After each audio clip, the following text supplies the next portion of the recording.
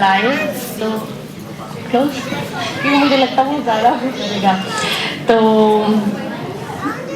Okay, तो सारे ही शब्द वो ही थे, तो आई थॉट कि शायद ये गुरुजी का इशारा है कि आज सत्संग शेयर करना है।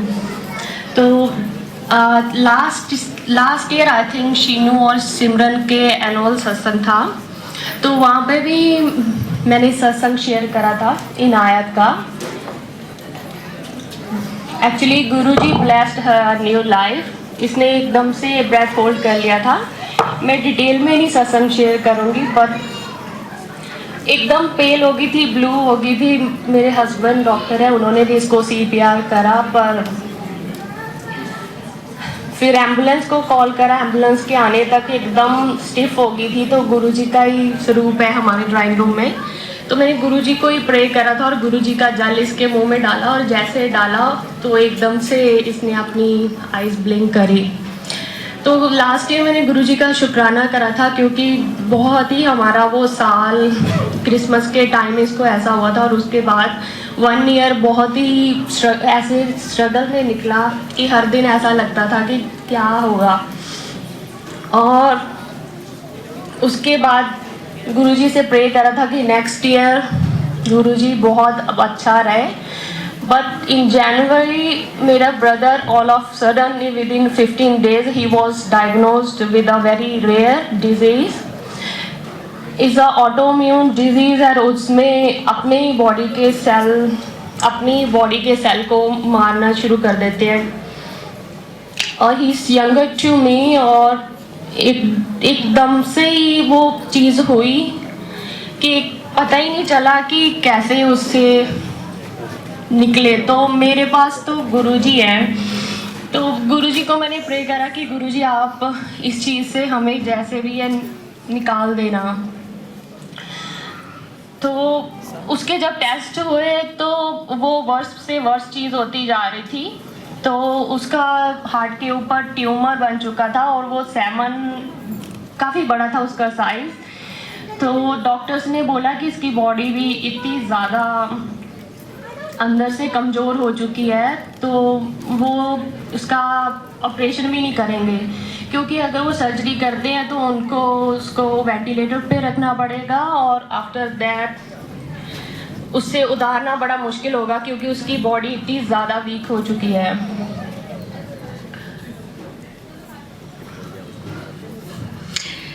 तो मुझे उस टाइम कुछ भी नहीं समझ आ रहा था।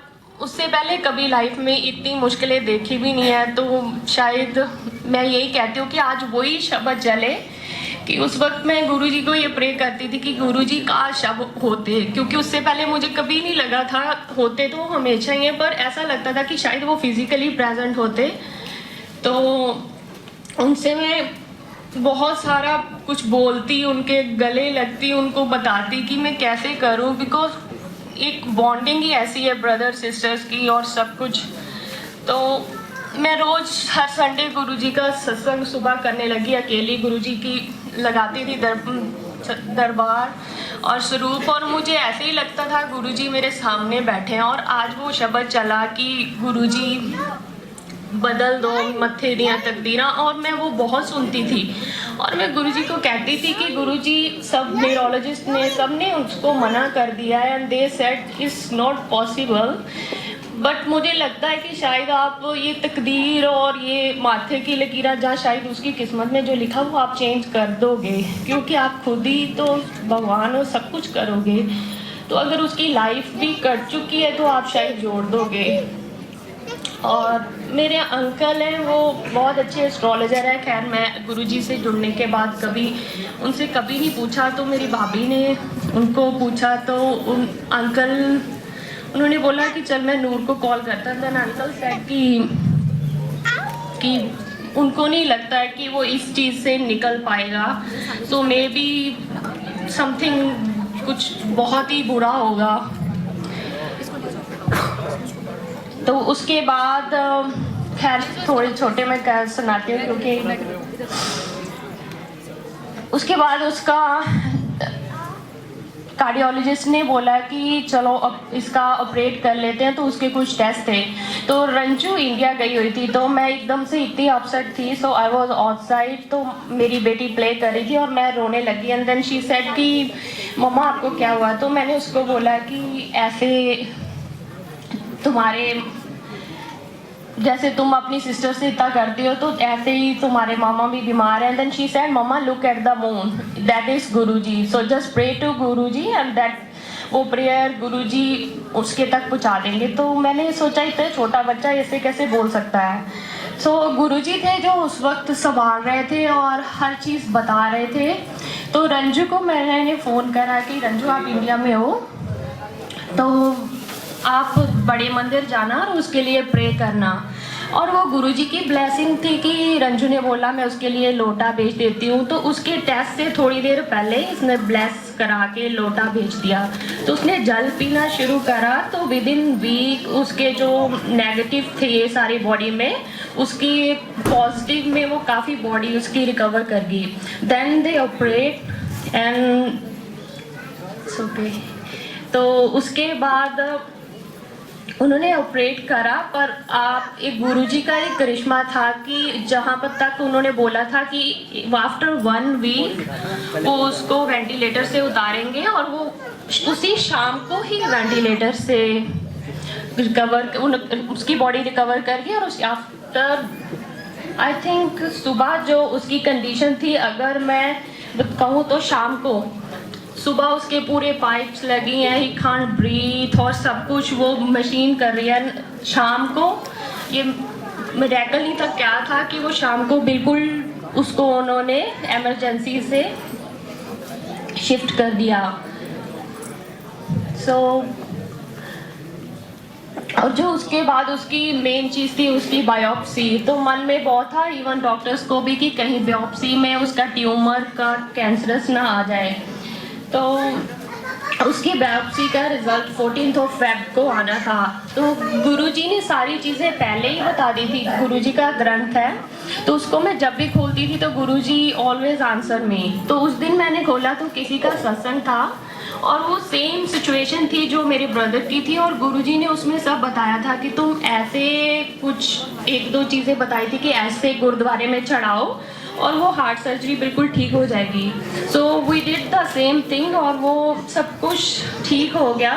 और उसके बाद उसकी बायोप्सी की रिपोर्ट भी नॉर्मल आई। और संगत जी, मैं बस इतना कहना चाहूँगी कि आपकी लाइफ में कुछ भी प्रॉब्लम आए, चाहे कितना भी नेगेटिव हो जाए, गुरुजी हमेशा हमें संभाल के रखते हैं। और थैंक यू गुरुजी, शुक्राना। और आज गुरुजी के जितने शब्द थे मैं उस टाइम पे इतना सुनती थी, और गुरुजी का मैं शुक्राना आज भी करती रहती हूँ। और मैं आज भी हर संडे को गुरुजी का दरबार लगा के छोटा सा सत्संग करती हूँ, क्योंकि गुरुजी ने जो हमें दिया है शायद मैं उसका कर्जा कभी नहीं उतार सकती हूँ। और गुरुजी ने सीरियसली मतलब मेरी बेटी और मेरे ब्रदर का सीरियसली एकदम से वो तकदीर ही चेंज कर दी हमारी। तो लाइफ ही जो कुछ बोला था, जो डॉक्टर्स सब हैरान हो गए कि ये कैसे हो सकता है। तो गुरुजी के होते हुए सब पॉसिबल है। जय गुरुजी। और सारी संगत को बहुत बहुत गुरुजी के दरबार की बधाई हो। Thank you. जय गुरुजी। तो हमने लंगर प्रसाद किया और फिर दोबारा गुरुजी के पास गए कि गुरुजी सवेरे अमृतसर जाना है। तो कहते थे की जल्दी कहिए, तू बैठ जा।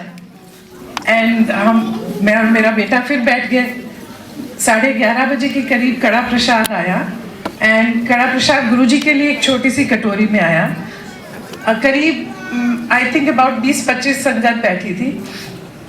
एंड गुरुजी ने मुझे बुलाया, अपने गद्दी के पास बिठाया। एंड ही सेड हाथ कर।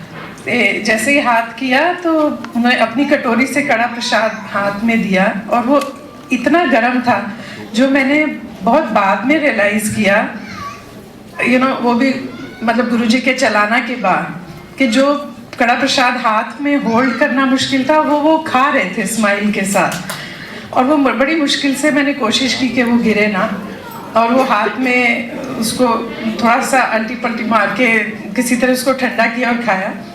तो कहते हैं कि तू कितने जाना है? मैं कहा गुरुजी अमृतसर जाना है सवेरे। तो ही सेड की करन जाना है उत्थे?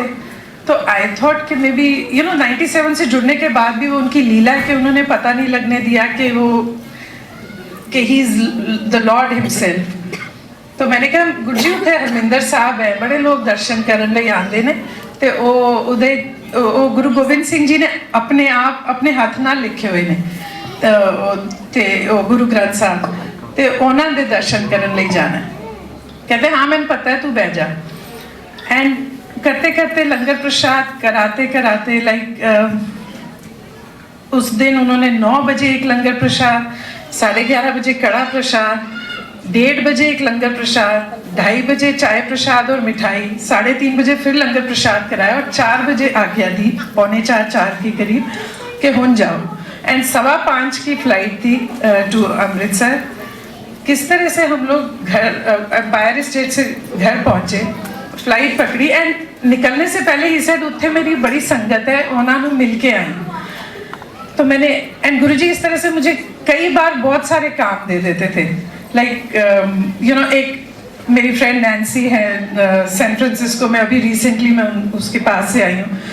एक बार ऐसे ही बोलते रहते कि सहेली नू ले आ, सहेली नू ले आ, एंड आई डिडंट नो कौन सी सहेली। And to cut the big story short, एक दिन नैन्सी ने ऑफिस में मुझसे कहा कि ये कौन है, मैं उनका स्वरूप लेके बैठी थी। तो आई सेड चलोगे, बिकॉज मैं 2-3 लोगों से पूछ चुकी थी, उन्होंने मना किया था गुरुजी के पास जाने के लिए, एंड नैन्सी इमीडिएटली एग्री। तो इस तरह से मुझे कोई ना कोई काम दिए रहते थे, कभी मेरे मामा के लिए कहते थे। तो अब मैंने कहा कि इन्होंने मुझे कह दिया कि संगत में मिल के आई, अब मैं कहाँ से ढूंढूं संगत इनकी, बिकॉज उन दिनों इस तरीके से ना लॉकेट्स इतने होते थे, किसी किसी को गुरुजी देते थे, स्वरूप भी किसी किसी के पास होते थे। बट एनीवेज हम फ्लाइट में बैठे, मैं फ्लाइट में इधर उधर देखती रही कि कोई किसी के पास कोई लॉकेट हो, कुछ हो, तो मैं गुरुजी को जाके कह दूंगी कि गुरुजी मैं थोड़ी संगत में मिल आई हैं। बट कोई भी ऐसा दिखा नहीं। हरमिंदर साहब में घुसे, मैं और मेरा बेटा, मेरा ध्यान चारों तरफ, मेरा बेटे ने कहा भी कि अब आए हो तो दर्शन पे ध्यान दो, आप इधर उधर क्यों देख रहे हो। बट आई वाज कि कोई जना दिख जाए गुरुजी की संगत और मैं मतलब एक बार गुरुजी को कहने लायक हो जाऊं, बट कोई नहीं है। वो जब हरमिंदर साहब पे पहला पैर अंदर डाला तो गुरुजी के वहाँ बजता था, कभी राम बन के कभी शाम बन के चले आना। जैसे ही पहला पैर अंदर डाला, पाठी जी शब्द कीर्तन कर रहे थे, उन्होंने वो रोका और सिर्फ 2 लाइंस ये वाले शब्द की गाए जो कि हिंदी में है। एंड वो सुनते ही पता नहीं एकदम से मेरे को स्ट्राइक हुआ कि सभी तो कहते हैं कि गुरु नानक देव जी और गुरु जी एक ही हैं, तो दैट मीन्स जितने लोग हैं ये सारी उन्हीं की संगत है और ये भी गुरु जी हैं। क्योंकि वो मुझे बार बार यही कहते रहे तो उत्थे जाके की करना है, और मैं यही कहती रहे उन्होंने दर्शन करने। तो वो आंखों से ऐसे पानी बहा एंड दर्शन किए, अगले दिन वापस आए। एंड उन दिनों थर्सडे फ्राइडे सैटरडे संडे 4 दिन जाती थी मैं, गुरुजी की आज्ञा थी 4 दिन आने की। एंड संडे को, मंडे सुबह हम अमृतसर गए थे, ट्यूसडे वापस आए, वेंसडे किसी तरह वेट किया मैंने। थर्सडे को जब मैं गई, पहली चीज जो गुरुजी ने पूछी, तू हो आई अमृतसर? मैं क्या हाँ जी गुरुजी। तो ही सेड के की देखा उत्थे? मैं क्या गुरुजी उत्थे भी तुसी सी। ते ही सेड ते मैं तो तेन क्या सी, इतनी दूर जान दी की लोड़ है, चल हुन बह जा। सो इतना होने के बाद भी कहीं हमें रहता था कि ये भगवान है, लेकिन एक्सेप्ट नहीं होता था कि ये भगवान है।